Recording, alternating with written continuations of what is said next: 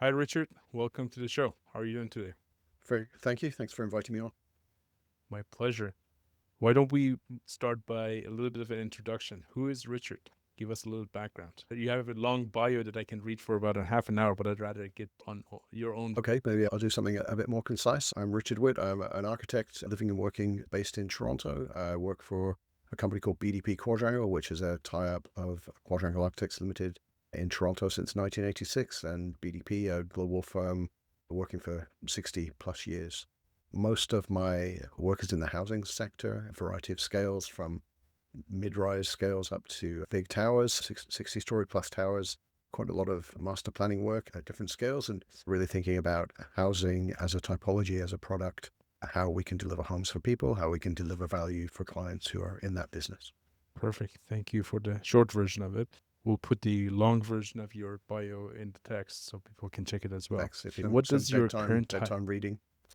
Yes, yeah, bedtime reading. That's an actually interesting read. What does your title mean? Your job title right now is head of global housing. So can I take that as if you're working globally? Global head of housing, yes. So I'm responsible for the housing sector across all BDP studios, which is 19, 20 studios now. We have quite a lot in the UK and mainland Europe, the Middle East, India, Singapore, China. Most of our housing work is in North America, probably about 75%, but I'm charged with growing that sector globally across the studios. So in Toronto's been an amazing place to work in the housing sector for the past 20 years, and we've learned how to deliver housing at scale and how to create product which is a marketable offering. I think we have a lot to offer to a lot of places. Thank you. Can you do me a favor? You have worked, obviously, you're working as a global head, lived and worked, I believe, in Prague, Geneva, London, and I want to say Shanghai if I'm not wrong.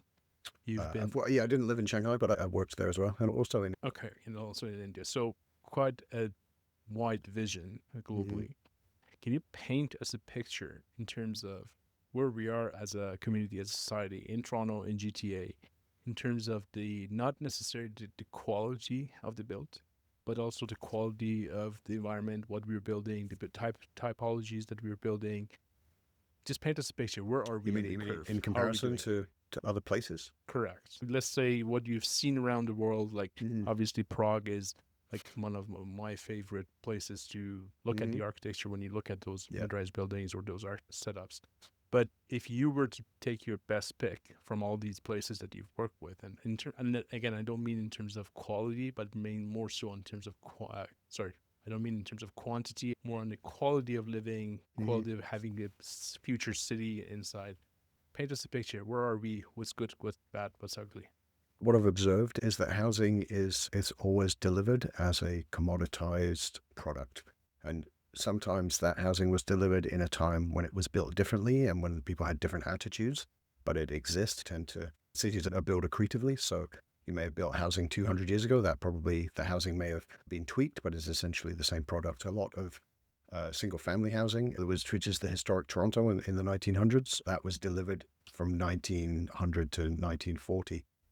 Places like Prague or the surrounding areas, a lot of the housing there was delivered in the Soviet era.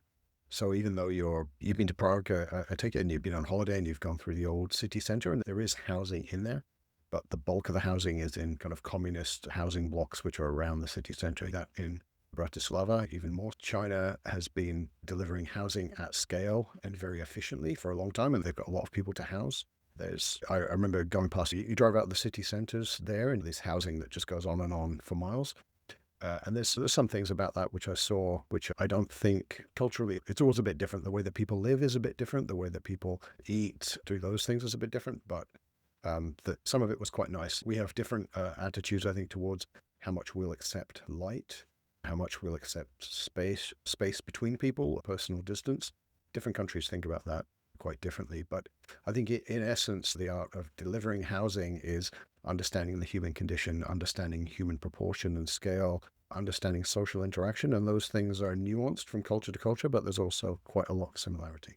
So, would you think, because I know you work a lot in master planning and having Mm-hmm. worked on previous guidelines and how we're essentially thinking about our communities and cities, Do you think we're set to have a future-proof community and city as Toronto and GTA, as if it's going to be a still attractive place to live for people? We've gone through a bit of a wild and exciting time for the past 20, particularly the past 10 years, where I talked about housing as a commoditized thing. I think because it's really, there are aspects of it which aren't, but it's usually private sector based. So it's based on somebody investing in the creation of it for the purposes of living. We got it into a point where the investment and the speculation of housing overtook the provision of housing for people. And I've said this before, but I think it has been a difficult year or two, and I think that we're not through difficult times if your primary activity is housing, but I think it's better for the city. I think a lot of projects that I've worked on that I really like are of a different kind of scale that aren't just satisfying somebody buying something from a piece of paper based on an amount of dollars and an amount of square feet. It was That's really been, I think, the past is escalated, and there's like an idea of investors and people who are investing, but a lot of them were local, and then it became speculators, which was a different proposition. The investor market's good. The end user market's great. I think we're returning to those things as a city. Toronto's got a great future. I believe in Toronto as emerging as a global city. It's going to have a lot of people coming to it. It's got a great political positioning, I think, with adjacent neighbors and relationships. I think we've got a lot of great resources. So I believe long term in the future of the city, and I think that this is actually going to help us to get to where we need to be, which is not just one kind of housing for one kind of purchaser. We need workforce housing, we need student housing, we need seniors housing, we need housing for end users, we need housing for families, we need housing for first-time people. And I think that once we get through a little bit of turbulence, that we will revert to having a real city and building really great housing. Thank you. So let's zoom in Toronto. In Toronto, like you mentioned, for the past almost decade, the focus was on return on investment, maximizing intensities, getting more densities and height and smaller units. And like we're in a troubled state right now with that type of product. But these days, what we're seeing moving on the market, especially these days where there's not that much movement, that there are the missing middle types, the multiplex size, the smaller project, the citizen developers, and we've talked extensively on this podcast with previous guests about the importance of that typology and enabling a new class of citizen developers to start those types of projects. I want to focus with you more on the midrise side because I believe, and correct me if I'm wrong, I believe that you were one of the parties involved in the original design guidelines that Toronto came up with about, at this point, about 16 years ago, I think, 15, 16 years ago, on mid-rises. Maybe walk us, I want to try do a little bit of time travel with you. What were we thinking as a city back then in terms of mid-rise? What was the idea behind those guidelines? What went through that guideline? What were lessons learned? And then I guess we moved through the time together. Yeah, those guidelines, I think 2007, 2008 is around when they were done. We were part of a team. There was other people on the team led by Brooke McElroy, but we provided a lot of built form guidelines and diagrams, many of which still used until recently. The city, as it's growing, Toronto has a very unusual structure, which is all what people call the yellow belt, which is all the single family neighborhoods. It's quite odd and not always ideal that some of those neighborhoods are very close to the city center and are under the official plan of the city protected. So you can't intensify to any great extent those sites. What you've just referred to about missing middle, there's been some movement in that, which I think is encouraging. Most people will not want to see very significant density deployed in those areas, but modest increases in density for laneway houses has been a great initiative, sixplexes, all those kind of things. I think that's really great. What has happened historically has been that all density was directed to growth centers or to avenues. So the city center, to North York, to Yonge and Eglinton, certain places where you're seeing real spikes in height.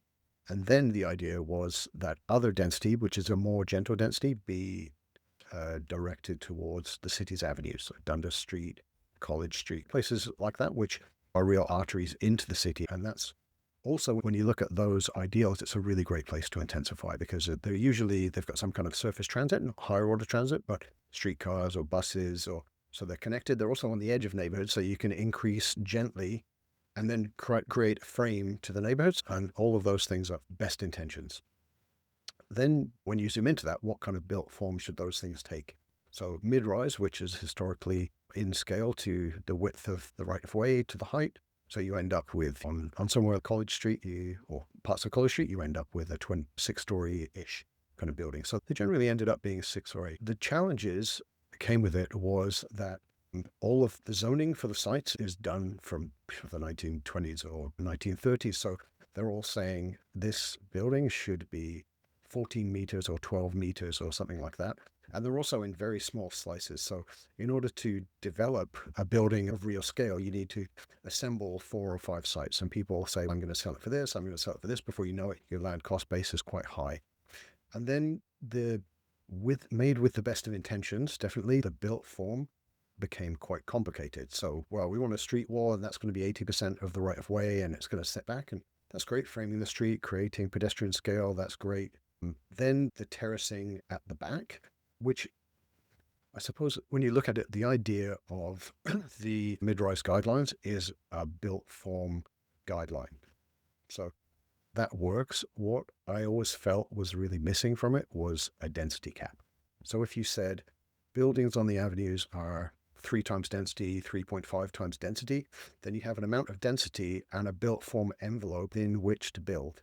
But instead, what happened was there is no density cap, so it all became speculation.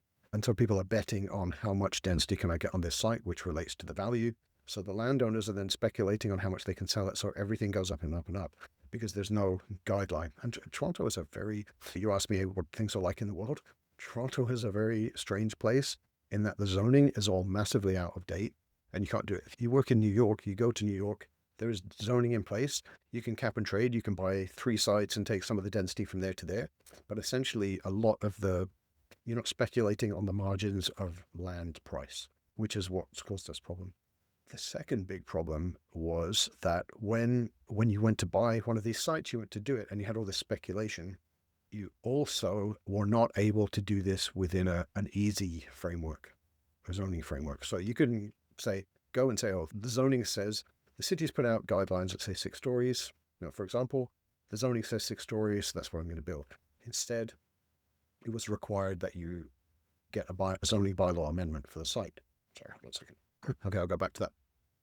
The second problem with that was that a zoning bylaw amendment was required for each site. So you can go to a site and say, the city's policies have said 6 stories. The approvals process says if I do what is being requested of me, then I can get that. Instead, a zoning bylaw amendment means now you're suddenly in for a process which is a year, 2 years, an unknown amount of years. And so if you're going to invest into that process, which is very lengthy and very costly, then suddenly why would I do that for exactly what's being asked of me? For that, if I'm going to demonstrate that actually I want 8 stories, 9 stories, 10 stories. And so then you move into a process where it's speculation on top of speculation on top of speculation. And I made this point many times to the planning authorities over the years, saying, why don't you just say, we've put out these guidelines that say 6 stories. If you do this 6 stories or whatever, right of way, let's say, so 6 stories, 8 stories, depending on the road.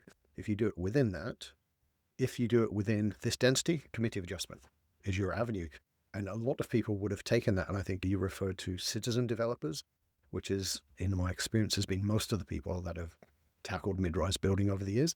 I think that would encourage people to do more of that work. And we could have, you never know, but I think looking back, I feel like we would have unlocked a lot more avenue development, because now that we've got to a point where authorities have put in place 6 stories, yes, and you can do this, but the land prices have already risen quite a lot, so it still remains quite difficult to do. So I hope that more of this development will happen, because I think this is a really good thing for the city to intensify these avenues. Thank you for the background. So I couldn't agree with what you said even more, because there was a report a few years back that they had looked at all the mid-rise project that had resulted as a result of that guideline, and they fell under that application. At that point, over the course of 10 years, it was around 130 projects, which was basically 10 buildings per year, which just talked or spoke volumes about the complexity of the process that you just explained. I had the opportunity and privilege of being part of those projects, multiple of them, and exactly like you said, the minute you got into the ZBA application and site plan application, the asks were unlimited and they were infinite. And then we Yeah. kept going back and forth for years on turning radiuses and That's setbacks and garbage pickup, and then you name it. Yeah, And the favorite one of mine, and if our client who was on it at the time hears this, he'll laugh, but we were working on a project on Sinclair Avenue, which was already zoned. So Sinclair actually stands out for me as a striking example of you've put in a rapid, just not really an LRT, but a dedicated streetcar right of way that you've upzoned all the sites to say on this site, this width, 12 stories. It's already zoned, you can skip that thing. So we went into the first meeting and said, we see you've got this zoning and this is great.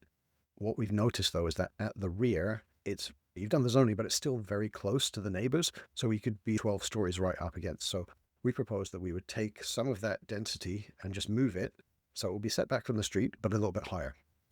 And that opened the floodgates to all kinds of requests, one of which was a conical angular plane coming from the corner, which anybody who's ever designed a building trying to implement a conical angular plane, it's not only a huge loss of density, but also a lot of embodied carbon, a lot of structural transfer, like an absurdity. And so it's just that sort of attitude has caused a lot of problems. Now, my experience is that the planning department has changed their mind about a lot of things quite a lot. There's been updated midrise guidelines, which have massively simplified the built form, and those things are great. Yeah, I agree. The asks at some point they were basically killing the project. Let's put it this way. And like you mentioned, a lot of people made money or lost money, significant amount of money, based on all those layers of speculations that you were just talking about. Because for a while, there was a business of just let's go get density and then we get more after what we got in the first round approved, or we just don't get it and we can't provide the returns that we've promised our investors, which unfortunately we're seeing a lot of those these days. Okay, so that we got the background set. These days we have EHON going on. And like you mentioned, between Jason Thorne's team, which has been pretty active in terms of updating a few things, and even prior to that, Greg Linton, when he was in the chief planning officer in City of Toronto, they were working on a whole bunch of things. If you were to give them advice in terms of, let's say, the top 3 things they need to get really right in terms of the items that they're working on right now, because it's part of the EHON and major streets and all the initiatives they have, I believe there are thousands of parcels in the City of Toronto that their zoning is being updated and changed. What are the top 2-3 things that you think they should really get right this time that will facilitate the process? Well, definitely the first one, and we've already been talking about it. Provide certainty is the first one. If too much uncertainty creates a compounding level of problems in buildings of this scale. If you're doing an 8-story building, if you go 2 months over your construction schedule on an 8-story building, that is a big problem. If you go 2 months over on a 50-story building, it's still a problem, but not as much of a problem. So creating certainty that enables speed through things is definitely the number one. I mentioned the speed of things, that there's a lot of further information also useful at site selection. I don't know if that's the city can provide it, or maybe it's not an easy way to do it, but I think we talked about this before, but I feel like every single mid-rise building I ever did on a streetcar track, the sewer is also always on the other side. True. It's like a $300,000 if it's a 40-story tower. It's a lottery ticket. You never know what you get. That's very true. So I think better information about things like that, which can create these sudden costs, I think is also very important. The speed of things is always a problem, and the kind of subsurface conditions has also always been a problem. So this is not really for the city, but for any person considering doing it, get as much subsoil information as you can in advance of tendering things. And I remember one project we did, and we've done many boreholes on the site, and there was an aquifer curving in between the things. Maybe it's just about providing context of where waterways used to be, because the whole city is built on a series of now underground rivers. So there's a lot of water problems and soil conditions that are here. But approval, so certainty is good. Approval speed is definitely second. If we were doing a house, you can get that permit in a short amount of time. Site plan approval is probably a good thing for the city, but maybe there's a site plan light or something which doesn't involve satisfying every condition. I can't tell you the number of buildings which have had to be shaped around trees. And I love trees as much as anybody, maybe not as much as anybody. I love trees. Toronto has a great tree canopy. It's a really important asset to the city, but not every tree needs to be saved. And the good news about trees is that you can plant another one and that they'll grow thick. So trees, site plan approval, heritage.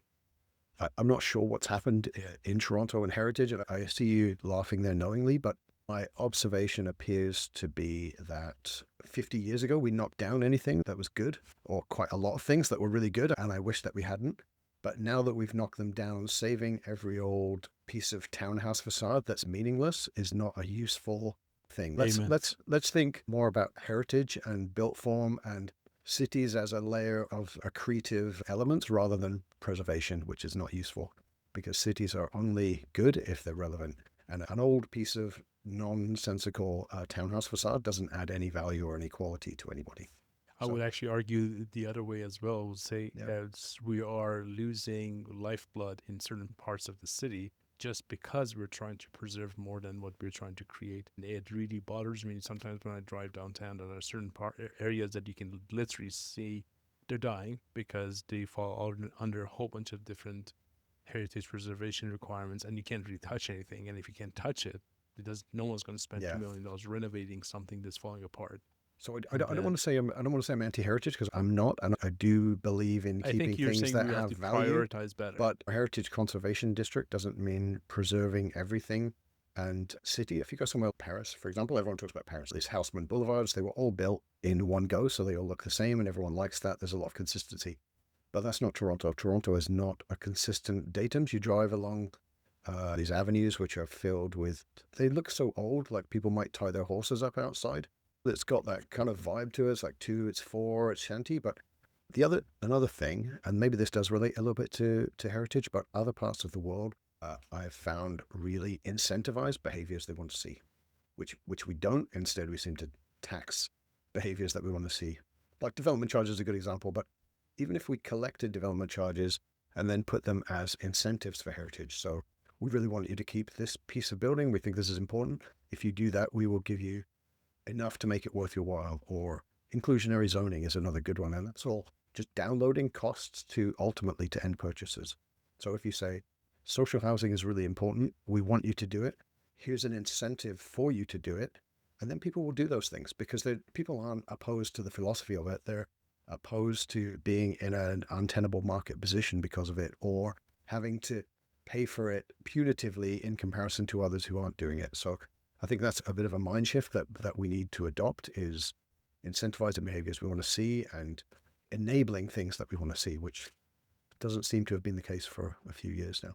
I want to say, keep for anyone who's been listening to our podcast, I keep repeating what Jonathan Diamond said in one of our previous episodes, where he pointed out, but I believe that he was very correctly pointing it out, that if you try to optimize for 100 different things, you end up losing the main goal, which was actually providing quality housing, affordable housing in the place that people want to live.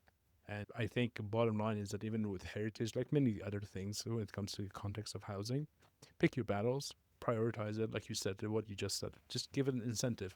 We worked on a heritage church conversion, which was actually, I would argue that it was a good thing because it was a very old church with a great facade, but it was very expensive for the developer. Like at the end of the day, Yeah. and that particular job, the developer ended up paying the difference basically out of their pocket. But not everyone can do, and we're not in a market that a lot of people can afford doing something like that. I want to go back to some of the conversation about the midrise that we just had. So let's pretend I'm the citizen developer for a second. I want to go and take advantage of these recent changes in terms of major streets or EHONs, or try and start a new midrise project. Well, for argument's sake, let's say it's a 6-story building with 20, 30 units, whatever I can get in it. Mm-hmm. What are the top 2 or 3 decisions that or pointers that you would give me as someone who's been around doing this for a while, for me to either make good decisions up front, or some 2 or 3 pitfalls that I should be avoiding? The the first thing, and what I see most with a problem, and this does a little bit if you're talking, it depends a little bit on if you're talking about if it's a rental building or if it's a condo for sale building. I think focus on the rentals for now because I Okay, so think that's the what's rental one I happening these think days. makes it easier in a way, and is an obstacle that when people are trying to sell that they can't overcome, which is to join everything up. Doing something which later costs you a lot of money can cost you a lot more than the amount of money that it seems. Line up all the structure is like number one.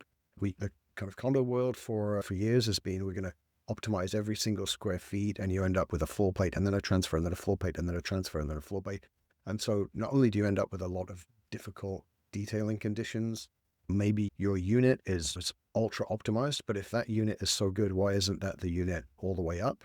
And maybe you don't get that extra 100 square feet, but you're going to save, you could tell me better, but how long does it take to reset the forms, to create a transfer slab, and to do all of that stuff? And I feel like there's a lot of conversation about hard costs, but it doesn't always flow through to hard costs plus time savings. So I think that's quite important. Also, the other costs of when you're developing on a time is money is an overarching thing to almost everything with a mid-rise scale, I think.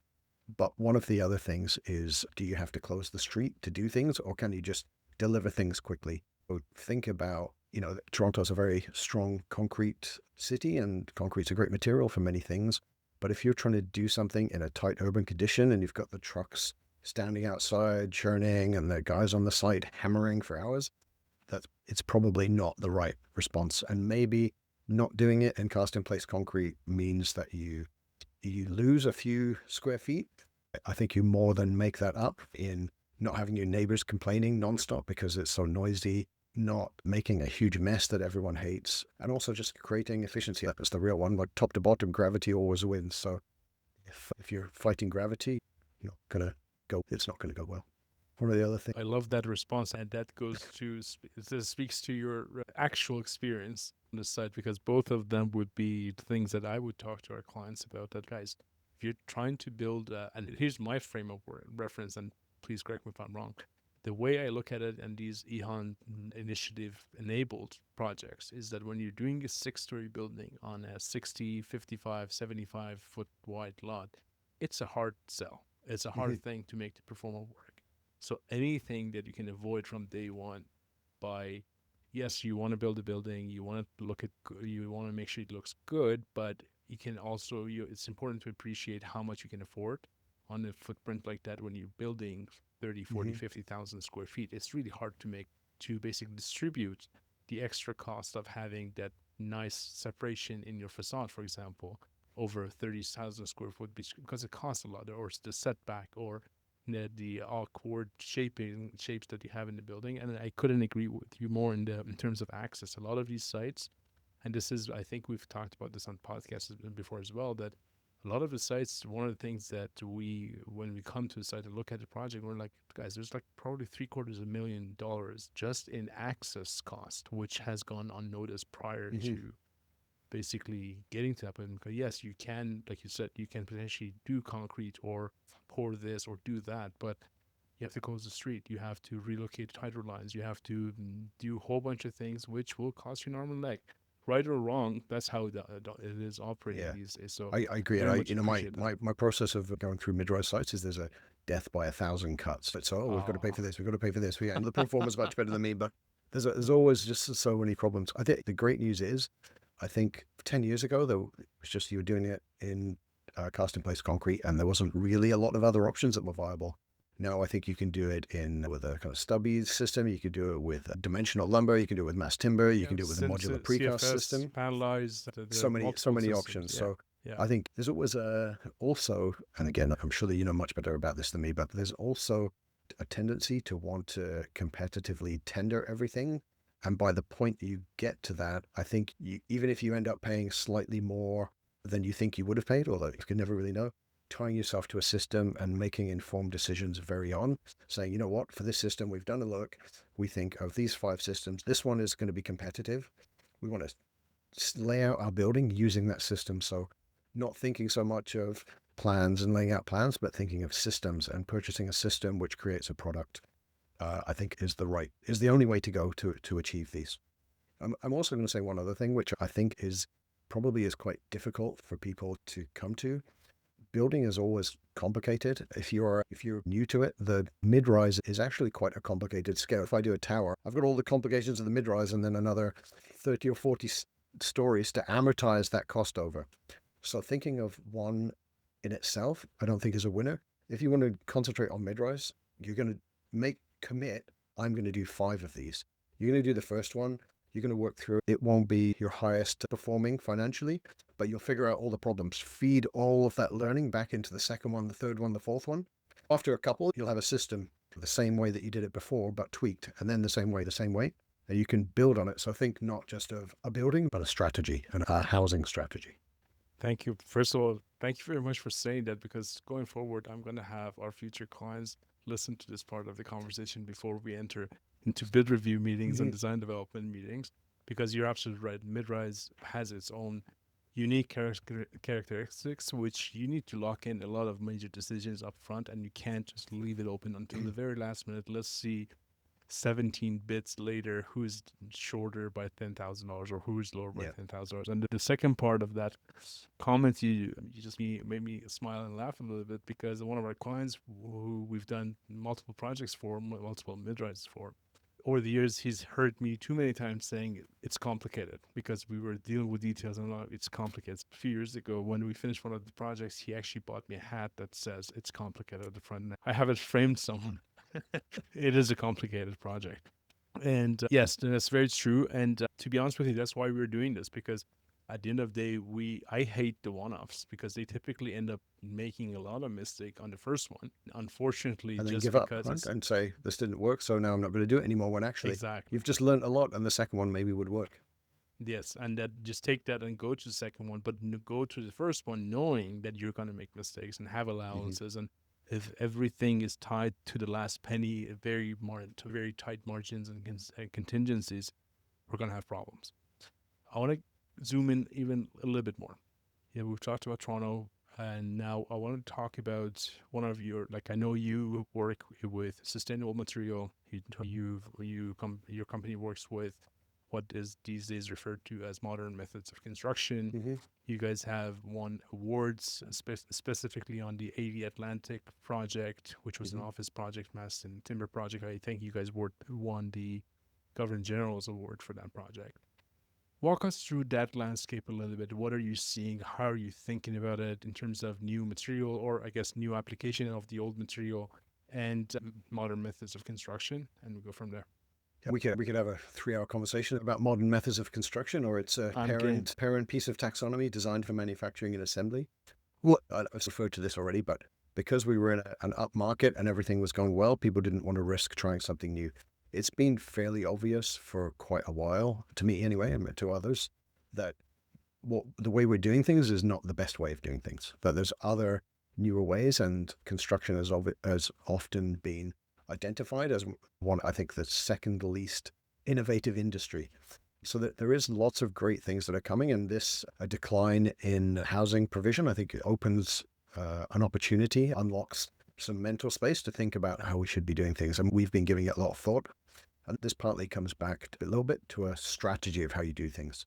When I was a young architect quite a while ago, somebody I was working with, I was actually in London, I worked with a guy, and he said, don't forget, whatever you're doing, it's always going to come down to a man on a site with a hammer. And 30 years ago, there was definitely probably was a man then. Maybe it's not now, and hopefully it isn't always just a hammer anymore, but it used to be. But, one of the most interesting things about 80 Atlantic, or interesting things, but like a sort of a thing which I wasn't necessarily expecting, was when we went to the site, was how quiet and clean it was. So if you're doing a cast in place concrete thing, smash, there's a crew of a lot of people and doing all this stuff.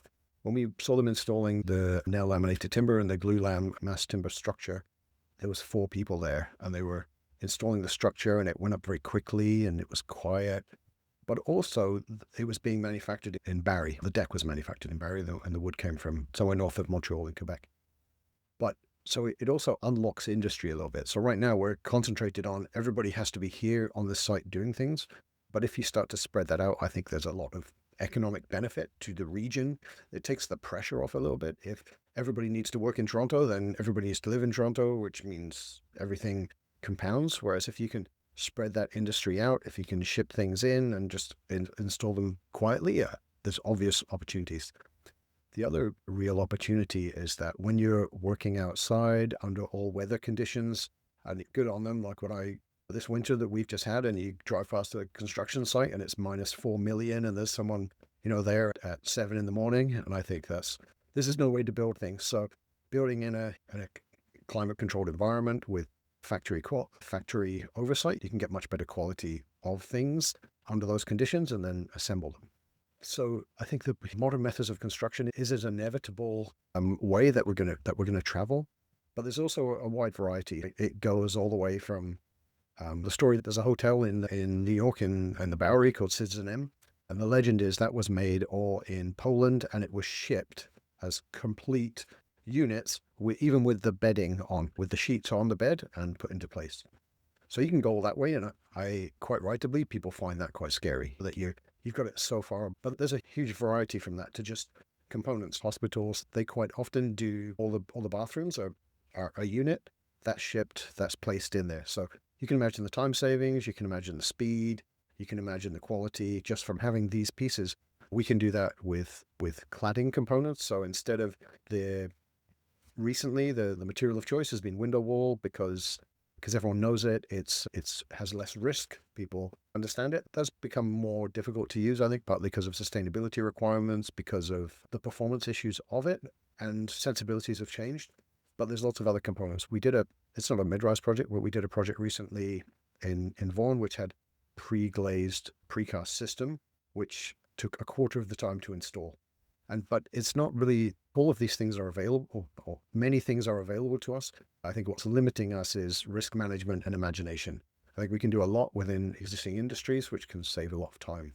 I don't know how many that. Probably we can talk about modern methods of construction for a long time, but we're seeing a lot of structural systems and modular precast. We're doing an affordable housing project in Etobicoke, which is using precast structure, which is unusual, but makes sense. Why do you have to pour it when the freezing cold? Pour it all in advance and put it in place quickly. I think that's one of the things that is very interesting, at least for me, on the mid-rise scale, is that it actually allows you to play with these different elements and try and figure out what works perfectly for your site and your project and your scale. Because to your point, when you go to the 14, 15, 20, 30, 40 stories, you're going to build in concrete. It's just, there's no real viable scale. I know someone might argue that Empire State was built with steel about 100 years ago or so, but these days, at least, let's put it this way, in Toronto, I think it's very hard to convince someone to build a 40-story building with anything other than concrete. But when you talk about, call it 5 to 8 stories or 10 stories building these days, there are probably a dozen different things that you can either commit to entirely or mix and match and try and get the hybrid solution for the project, which we've done over the years. And I've been lucky enough to work on probably half a dozen different variations of these hybrid systems. To your point, each of them has their own benefits, pros and cons, and sometimes you go up really quickly, and sometimes you end up learning hopefully for the next project, and it takes a little bit longer. In terms of, I want to go back to 80 Atlantic because I did have a privilege of visiting that site probably just before it was opened or around the opening ceremony a few years back. And since then, I've also worked on mass timber projects. The project that we worked on, Halsaw 230 Royal York, with a prefabricated cassette system. So I'm wondering, what were your one or two takeaways from a project in 80 Atlantic, something that has to do with mass timber in terms of do this or don't do that on the next job? Does anything come to your mind? I'm a bit biased, but I think we did a good job with most of that project. One of the things was, in terms of managing cost, is mass timber is there's different options for mass timber. It's a system. It was the first in the first ever really office building. All the other ones that were built 100 years ago were really warehouses. I think it's just, what, like, understanding the system and working with the system, because it's not just two lines that you draw. It's a system that works in a different way. The Royal York project with the cassettes, I think that's also a really great system, which I think with evolution and understanding of how that system relates to residential builders, I think will go on to be great. The challenge in Any challenges I feel that we had at 80 Atlantic were not related to the wood. The challenges were related, firstly, it was the rainy, when we were doing the underground, it was the rainiest season ever. And we had something like 40 weather days. It That's has a a bit of, tendency of doing that whenever you're yeah. taking on something new. The other real problem always with wood is moisture. You're in a battle with moisture and you can't control it. So I would advise anybody doing a mass timber building to tent it afterwards, because it just takes the pressure off. And there's a 100% line agree. item that says this costs this much, but if you can't open for an extra month because you have to let the building air out and dry, how much does that cost? I don't know. But I think those are really important issues. I want to come back though to something you were saying. You were talking about modern methods of construction and cost of things. I had a sort of a joke, and as an immigrant, I never really grew up with hockey as a sport for myself. Although I don't mind hockey, I can skate even a little bit. But You and I both. like probably 50% of the city. But I always talked about midrise as what I refer to as the reverse hockey hair approach. The hockey hairs with the sort of bad haircut coming out the back, which is supposed to be good, and then short on top, and you cover it with the helmet. The reverse hockey hair approach is instead of a business up front, party in the back, it's a party up front, business in the back. That's because I've always hated working on projects where you're spending money on things that you're not seeing.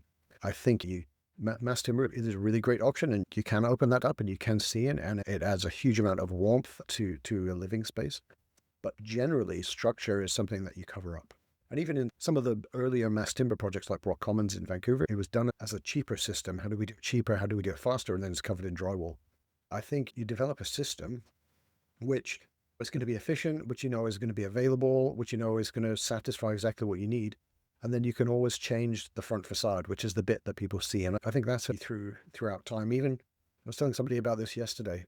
On 80 Atlantic was the second phase of a two-phase project. And the first phase, when we started off, it was dirty. It had been there for 100 years. No one had ever cleaned it. So you may have seen this when you went there, but the other project was very much an efficiency play.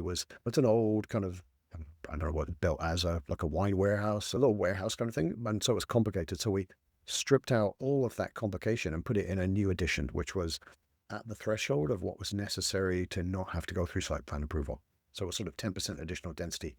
But the architecture, the design, we put in these corten steel fins, which is the rusting metal. And it was done because we thought it looked really nice next to red brick. When they cleaned the building, though, the red brick was only the front facade, and the side brick was some sort of buff one. So I'm assuming that that's the cheap stuff that you normally wouldn't see. And I think it still looks good, but we accidentally exposed it. So I think that's a strategy: is what do you do at the front, really presenting yourself, right? This becomes a part of the character of the building. So spend the money where you can see it, spend the money where it adds value, and then be ruthlessly efficient everywhere else. 100% agree. And one of the good things, at least in my experience with the mass timber, was we had to go through alternate solution path on that one project, but I know code has been changed and a lot of changes have been made recently. Mm-hmm.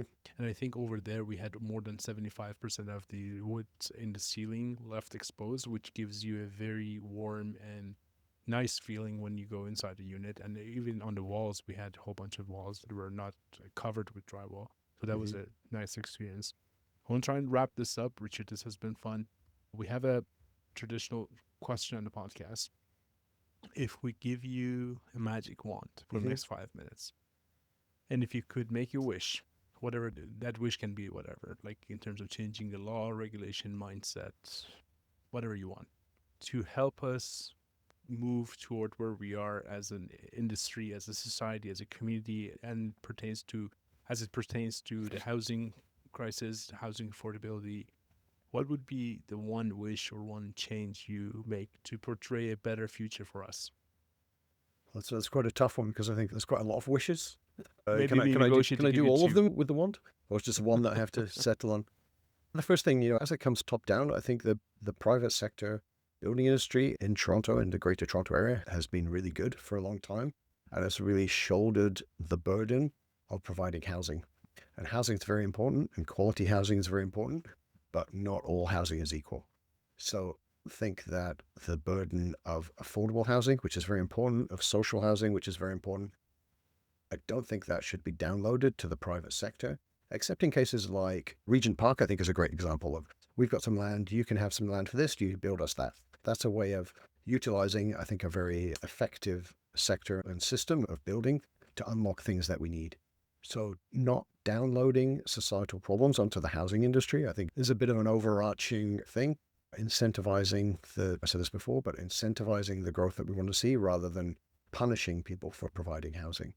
Mid-rise housing, I love. Many of my favorite projects that I've done have been of that scale, and I feel very proud of the contributions they've made to the street and to the public realm and the kind of housing options that we've provided in them. I would love to see more of that. The things that I've mentioned, I'd like to think that my magic wand would be, how can you unlock this for us rather than making it more difficult than doing a 50-story tower? Because we need all of these things. We need high-rise density, we need mid-rise density, we need social housing, we need connected housing. Toronto is in a trajectory despite this little bump. Toronto is heading towards being a global city, and unfortunately, I think the inevitable result of that is that the city center becomes expensive. If you go to New York, you expect it to be expensive in the city center. You go to London, you expect it. But everything's connected outside. You can take a train to Brooklyn in 12 minutes from the World Trade Center. So it's okay to have housing that may be slightly more affordable there because you can get there. So we're suffering from trying to do too much with too little. My wand is do too much to do too much, not too little. Too But that's much quite to do vague. too much. That's perfect. I appreciate that. Thank you very much, Richard. This was fun, and I'm hoping that in a year or two we can have a second round of this conversation Would with love to. better Yeah, news, better development, and we go from there. Thank you that's very great. Thank you much. very much for inviting me on. It's been a pleasure. Awesome.